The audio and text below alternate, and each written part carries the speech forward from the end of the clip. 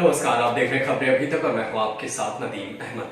काफिल खान, वो नाम जो कभी उत्तर प्रदेश की सरकार से सीधा भिड़ जाया करता था और वो नाम जिसकी वजह से पूरे उत्तर प्रदेश की सियासत में अक्सर चर्चा होती रहती है। आजकल काफिल खान फिलहाल जयपुर में रह रहे हैं, लेकिन उनके नाम से एक बड़ी खबर ये सामने आ रही है कि उनके नाम पर चंदा उगाही की खबरें आ रही थी। इस पूरे मसले पर भी खुद काफिल खान ने सफाई पेश की है। मामला ऐसा है कि काफिल खान के नाम पर, उनकी जमानत के नाम पर और उनकी जुडिशियरी कस्टडी में होने के दौरान तमाम खर्चों के पैसे की उगाही कोई और कर रहा था। लाखों रुपए की उगाही किया जा चुका था और इसका खबर काफिल खान को था ही नहीं। इसके बाद से एक पत्रकार जब उनसे मिलने पहुंचा तो उन्होंने उन तमाम सवालों के जवाब दिए जो उन पर आरोप लग रहे थे। पत्रकार ने पूछा कि आपने तो लाखों रुपए का अपने नाम का चंदा लिया है, तो इस पर काफिल खान का जवाब हैरान कर देने वाला था।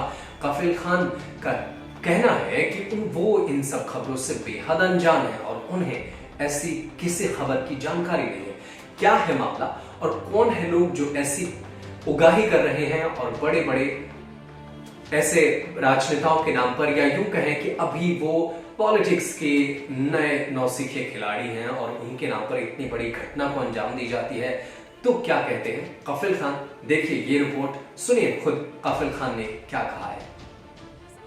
गिर जाता था, बेहोश हो जाता था, उसके बाद भी जिंदा होकर बच गया हूँ। मुझे नहीं पता कि जो है कि जज साहब ने कैसे इतना अच्छा जजमेंट दे दिया जब कहा कि ये देश तोड़ने की बात नहीं, देश जोड़ने की बात कर रहे हैं। तो मैं हर उस बंदे का, शख्स का शुक्रगुजार हूँ, तहे दिल से हूँ। मैं और मेरी पूरी फैमिली उस बंदे की जिंदगी भर जो है एहसानमंद रहेगी। लेकिन क्राउड फंडिंग की बात आ रही है तो मैं बता दूं, ना ही मेरी वाइफ, ये बात डॉक्टर कफिल, बच्चों ने, आपको रोककर एक बात पूछना चाह रहा हूँ, किसी ने भी। डॉक्टर कफिल, आपको रोक के एक बात पूछना चाह रहा हूँ। लगातार लोग लिख रहे हैं और सवाल इसी बात का कर रहे हैं जो क्राउड फंडिंग की बात थी, जिसको आपको मैंने रोक करके सवाल किया।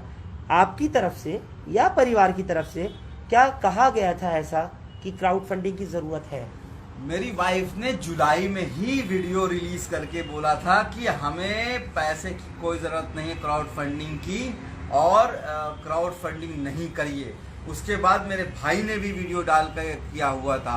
और आपको ये बता दूं, मैंने क्राउड फंडिंग की है, खुद भी की है। जब 2018 में जब हम लोगों को अपने घर के औरतों के गहने गिरवी रखने पड़े थे, जब इलेक्शन क्या कहते हैं जुडिशियल कार्रवाई के लिए वकीलों को पैसा देने के लिए, उस वक्त मैं खुद सामने आया था और मैंने खुद क्राउड फंडिंग की थी जब ज़रूरत थी। तो लेकिन जब ज़रूरत नहीं है तो क्यों पैसा मांगोगे? कोई गरीब ही देता है ना, 100 रुपये देते हैं, 500 रुपये किसी उम्मीद से देते हैं। इसीलिए मेरी वाइफ ने बाकायदा आके सामने कहा कि कोई पैसा नहीं चाहिए। मेरे भाई ने कहा, और मैं आपको सबके, आपके हिंदुस्तान लाइव के माध्यम से सबको कह देना चाहता हूं कि मैं अल्लाह के जवाबदेह हूं और अल्लाह को ही जवाब दे दूंगा। और मैं अपने दिल से आपको कहता हूं, अपने बच्चों के साथ कहता हूं, अल्लाह को मानते हुए कहता हूं कि 1 रुपए भी किसी भी क्राउड फंडिंग के थ्रू नहीं मिला है।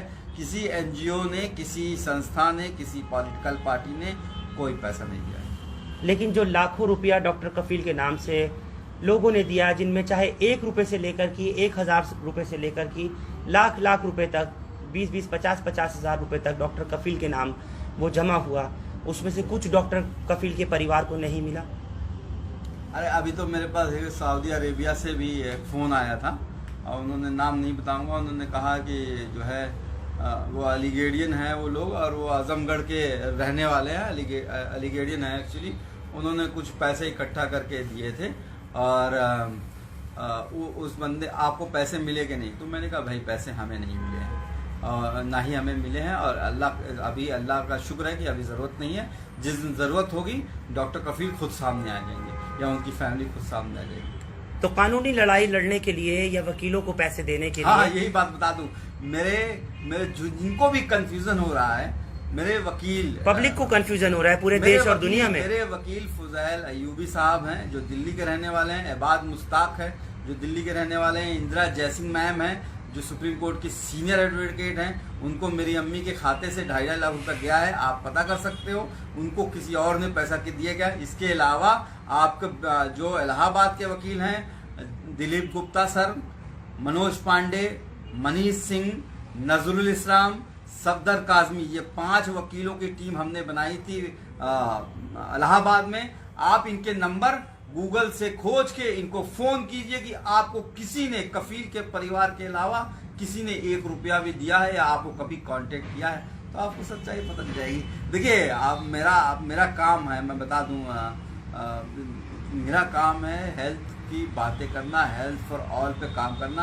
आपको 2 अक्टूबर को मैंने एक हेल्थ फॉर ऑल का कैंपेन चलाया है, जिसमें डॉक्टरों को और सबको जोड़ रहा हूँ, तो मैं उस पर काम कर रहा हूँ। और इन सब बातों पे लेके मैं जो हूँ, मैं, हाँ, ये ज़रूर है कि मेरे कुछ अपने जो मेरे फ़ैन हैं, जो मेरे लिए दुआएं की हैं, उनको अगर कुछ कन्फ्यूज़न हो रहा, तो इस माध्यम से मैं एक बात क्लियर कर दे जाता हूँ कि मुझे कोई पैसा चंदा नहीं मिला है। आगे आपने कहा कि अगर ज़रूरत होगी तो मैं खुद, अगर ज़रूरत हुई अपनी लड़ाई लड़ने के लिए, तो पैसा क्राउड फंडिंग के लिए मैं खुद कहूँगा, मैं किसी से नहीं कहलवाऊंगा। अल्लाह दुआ कीजिए कि ऐसी नौबत दोबारा ना आए। तो लेकिन डॉक्टर कफील, आपने साफ कहा एक मर्तबा आपके लिए क्राउड फंडिंग की ज़रूरत हुई थी, और वो आपने खुद ही कहा 2018 की बात थी, आपने उसमें खुद ही बोला था। अब 1 नहीं 2 नहीं, कई लोग कहने लग रहे हैं इस चीज़ को, जबकि डॉक्टर कफील के परिवार ने कह दिया कि हमने 1 रुपया कहेंगे। लोगों का काम है कहना, आपका दिल साफ होना चाहिए, आपका माल साफ होना चाहिए। मैंने कभी कोई गलत नहीं किया। मैं योगी जी की आंख में जब आंख डाल के बोल सकता हूँ कि मैंने कुछ गलत नहीं किया है, तो मैं किसी की भी आंख में आंख डाल के देख सकता हूँ या बोल सकता हूँ कि मैंने गलत नहीं किया है, क्योंकि मेरा अमाल सही है।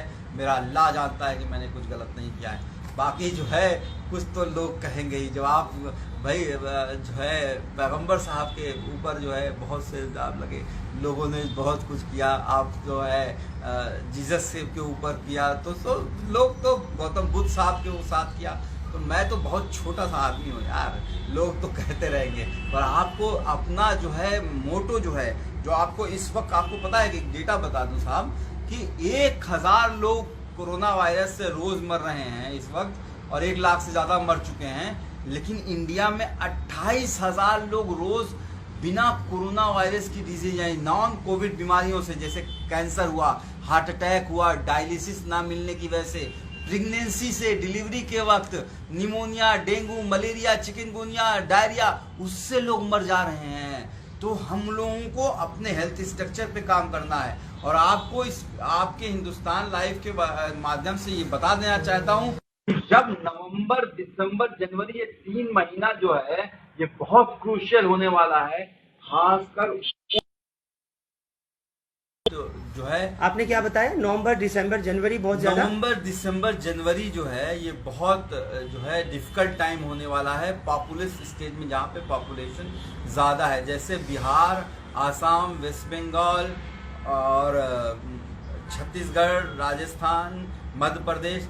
तो ये जो एरियाज हैं यहाँ पे अच्छा खासा जो है, चूँकि बच्चों को इन विंटर में इन्फ्लुएंजा इन्फेक्शन होता है, जिससे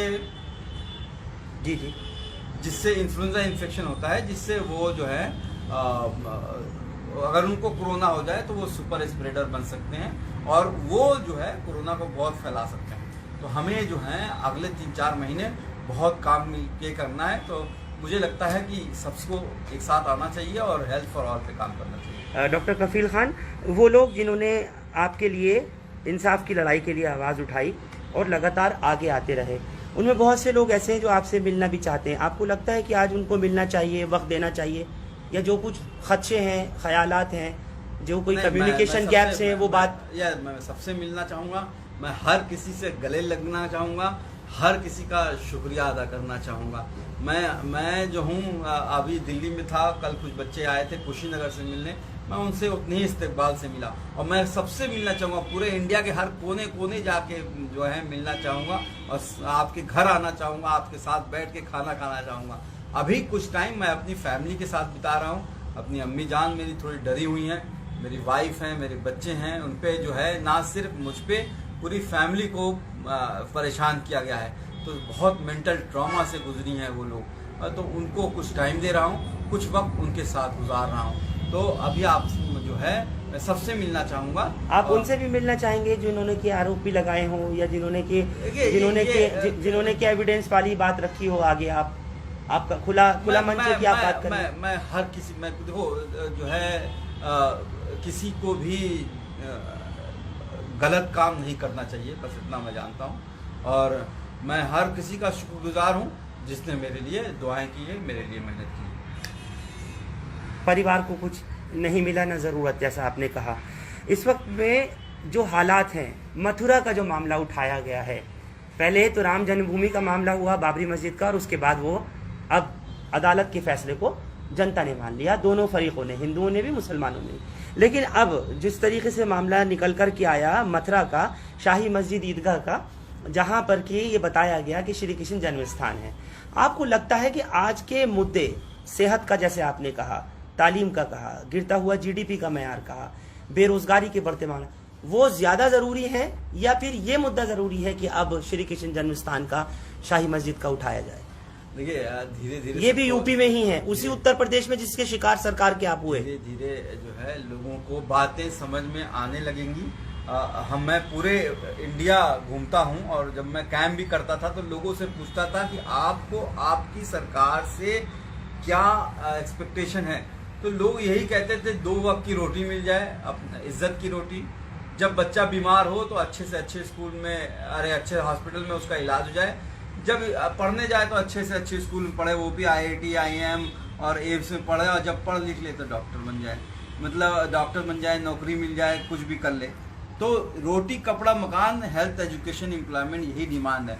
लेकिन वह कहाँ आपने ना, ये लोग बातें क्या करते हैं, शमशान कब्रिस्तान की बात होती है, अली बजरंग बली की बात होती है, 3 तलाक हलाला की बात होती है, पाकिस्तान जो है और उसकी बातें होती हैं। जीडीपी जो है कितनी गिर चुकी है, इकोनॉमी जो है कई सालों का रिकॉर्ड तोड़ चुकी है। अभी हंगर इंडेक्स में आपने, ग्लोबल हंगर इंडेक्स में जो है आपने देखा कि पाकिस्तान बांग्लादेश से भी, म्यांमार से भी जो है नीचे हम लोगों की हालत है, सिर्फ अफगानिस्तान से ऊपर है। तो हमारे जो बच्चे मरे जा रहे हैं, हर घंटे पे 100 बच्चों की मौत हो रही है, ये WHO यूनिसेफ कहता है। तो हमको जो है जो बेसिक इश्यूज है उस पर काम करना चाहिए। आपको जो है इकोनॉमी किस तरह से डूब को गई है, एजुकेशन जो है, लोगों को नौकरियां नहीं मिल रही हैं, लोग भूले थोड़ी हैं। माइग्रेंट्स जो बेचारे जो है 40 लाख लोग पैदल चले, कभी पूरी दुनिया में लॉकडाउन हुआ, कहीं ऐसा किसी देश में आपने देखा कि 40 लाख लोग मतलब 500 1000 किलोमीटर पैदल चल के उस कड़ी धूप में, और बेचारे। Subscribe to our YouTube channel and press the bell icon to get the latest updates.